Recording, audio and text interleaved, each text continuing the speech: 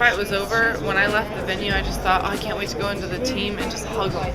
I just want to hug my team that was so supportive in every way, you know, and they believed in me when everybody outside of the gym wasn't, and that means a lot, you know, that builds confidence.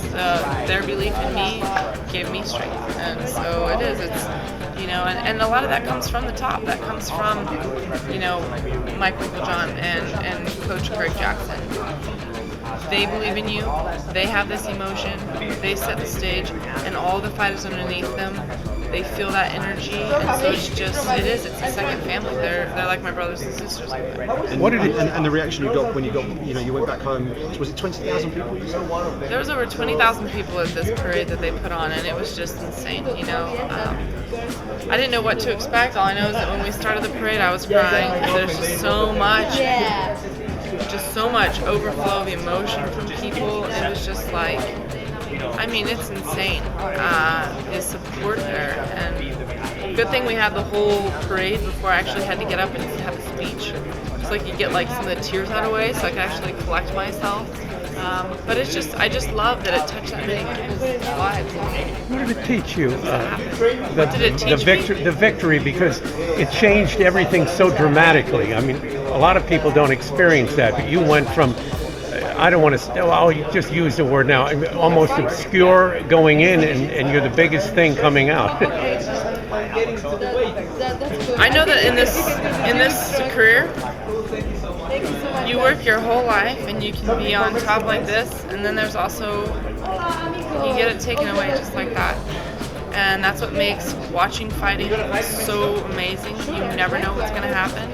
It's also what makes it the most emotional thing you can be involved in, when you know what you're up against and you know what can happen with a win or a loss.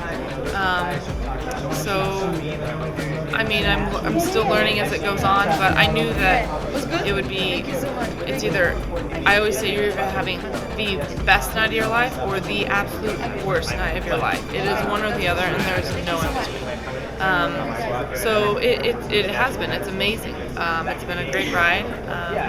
There's a lot of, you know, there's a lot of pressures that come on after a victory like that, and then people will, you know, high expectations and things like that. So I just need to work hard to try and make that right again. I know you've had rematches before in your boxing career. What do you feel like is the key to a rematch? You know, because obviously, you know, whether you fight Misha next, you're going to eventually fight Ronda at some point. What is the key to getting mentally ready for it? Because I know it's hard to top your last performance, so I know you can't think that way, but what is the key to a rematch? I always feel like they're coming for me twice as hard as they were the first time, especially if they're coming from a loss and coming back. And it's going to be a different fight. They've not only watched my film, they've felt my strength, they've felt my powers, they've felt my movement, experienced me in the ring with them. So it is. This will be my first rematch in MMA, and she's felt my clinch, she's felt the punches, she's felt the movement, so she'll be able to be more prepared the second time around. So it'll be a completely different fight. They're never the same. Holly, when you've been in so many different fights and so many different disciplines, when you look back at that fight, was that your most complete effort as an athlete? I mean, when you think about what in the middle of it, and then when you look back at the film and everything you did, was that you putting everything together that you know as an athlete? So everything we practiced played out in the fight, and not every fight is like that.